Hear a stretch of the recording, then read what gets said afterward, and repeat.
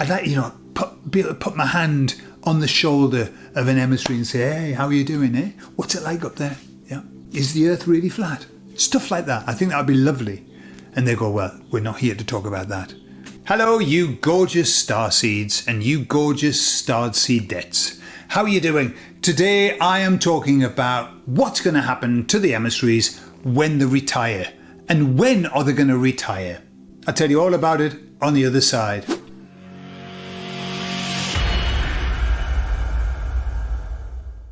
So somebody in the comments said to me, have you talked to the emissaries about when they've finished the job, what they're going to do? And in truth, no, I haven't. No, I hadn't, but I have now. I talked to them about that and I thought, well, let's just ask them and find out what they're going to be up to once this is done. And more importantly, when does their job finish? So effectively, that's what I did. I asked the emissaries, when will your job be finished? Now, let me take you back to the very beginning when I was asked by the emissaries to give this message. And I said to them, yes, I'll do it after a while. I wasn't happy. I'd been wrestling around with the name and everything. And I said, okay, I'll do it, but I want you to promise me something. And I said, please promise me that when the job's done, let it be done. I don't want to be dragging it out like I see some people. They've got a great message and then they just keep dragging it out. I said, I don't want to do that. Just let me do the job and that was it. Job and finish. That's what I wanted, a job and finish. And they said, no problem, no problem. When it's over, it'll be over. And so the expression is, if it's still going and I'm still giving messages, it's not over. So clearly it's not over yet. But I asked them, when will your job be done? And what they said was, their very words were, when everybody who is going to wake up has begun the journey within. Now that's interesting because there's a subtlety to that needs to be dragged out into the open. Because the emissaries always talked about the 3 steps to waking up. Waking up to the world, waking up to self, waking up to God. And they said that when people go within, and they start waking up to themselves and sorting out all the shit. And then they find God, under all of the crap. They go, oh my God, God's been inside of me all of this time.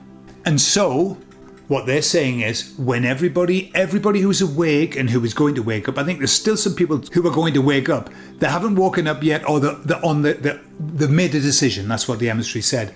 Everybody who's going to wake up has decided that they're going to wake up, or they've decided that they're not. It's already a decision made, but there's a process involved with it. And they said once those people, because remember, they've got to wake up to the world, they've got to go down the rabbit holes and all of that. It doesn't take long now. It's really fast because everything's there. But then they've got to go, right, I've seen enough of that. Now I need to go within. And that, when everybody's going within, not necessarily, finding God, but going within, that's when their job's done. So I then said to them, so where will you go? What will you do once the job's done? I think to myself, what will I do as well? Be interesting, won't it? If I might have another job. That's what they said. Maybe you'll have another job. But they said, when we finish this role, some of us will go back to the role that we had beforehand. I think, they're kind of recruited in. Come on in and leave that for the moment. Leave that parchment, Peter. Put your quill down. Come with me. Yeah. Not quite as bad an experience, although they do say it's really tough, The emissaries often say that their job is very, very demanding. Okay. Horses for courses. So they've been recruited here. They said, so they'll go back to their old job, pick up the quill and start writing God is love again. And then some, they said, will go off to new roles. New jobs based on the experience that they've gained from helping us. They'll go off and do something else.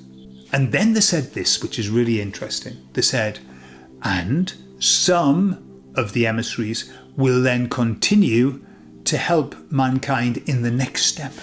And I said, what next step?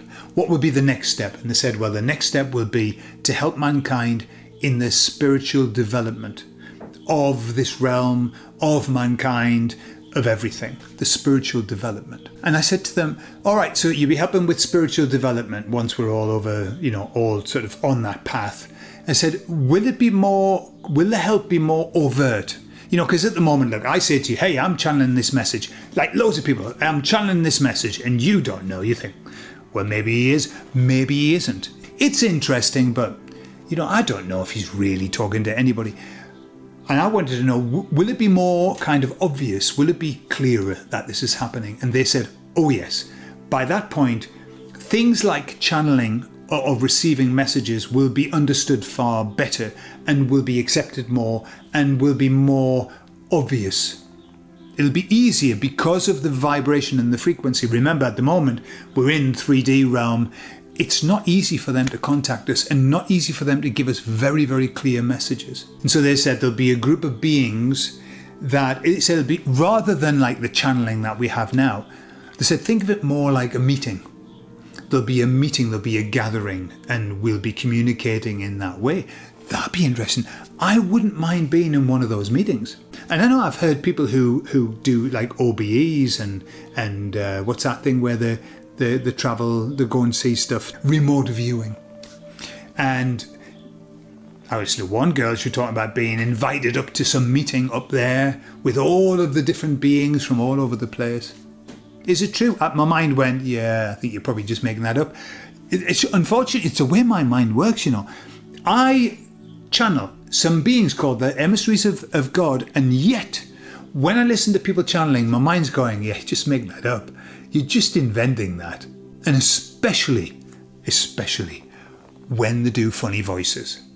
Thank God, literally, thank God, the emissaries have never done funny voices with me. I used to channel them, I used to stream them. I've done it a few times. I much prefer them telling me information and me speaking it. But I would stream them, but I didn't have a funny voice.